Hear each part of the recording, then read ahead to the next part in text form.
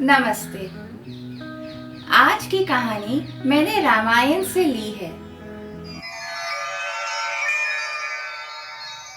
भारत देश की प्राचीन संस्कृति, पौराणिक कथाओं और वेद शास्त्रों की सबसे बड़ी विशेषता है कि उनसे मिलने वाली असंख्य शिक्षाएं आज के और आने वाले हर युग में मनुष्यों का सही मार्गदर्शन करती हैं।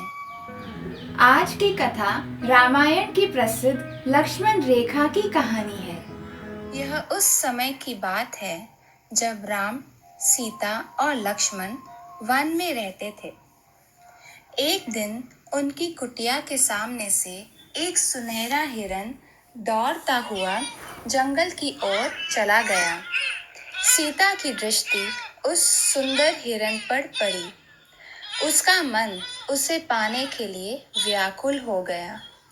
सीता ने अपने पति राम से उस हिरन को लाने की प्रार्थना की। राम के बहुत मना करने पर भी सीता ना मानी और उसके सप्रेम आग्रह ने राम को हिरन की खोज में जाने पर विवश कर दिया। जाने से पहले वे अपने भाई लक्ष्मण को सीता के पास रहने को कहकर गए। यह हिरण वास्तव में राक्षस रावण था, जो अपनी मायावी शक्ति से इस रूप में आया था। कुछ देर बाद रावण ने अपनी माया से राम की आवाज में जंगल से बचाए जाने की पुकार की।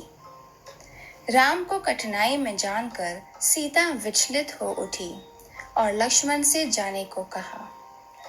लक्ष्मण अपने भाई की आज्ञा के अनुसार वहीं रहना चाहता था, लेकिन सीता की चिंता और आग्रह के आगे हार गया। जाने से पहले लक्ष्मण ने कुटिया के सामने अपने तीर की नोक से एक रेखा खींच दी।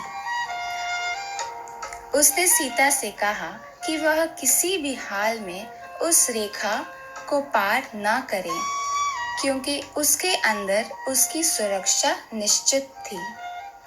लक्ष्मण के जाते ही एक बार फिर क्रूर रावण भिक्षु का रूप धरकर सीता की कुटिया के बाहर आया। उसने आवाज देकर खाना मांगा। सीता खाना लेकर आई तो रावण ने उसे रेखा से बाहर आने को कहा, क्योंकि दूर से भिक्षा देना साधु का निरादर करना होता है। जैसे ही सीता ने लक्ष्मण रेखा पार की, रावण अपने असली रूप में आ गया और सीता का अपहरण कर उसे ले गया।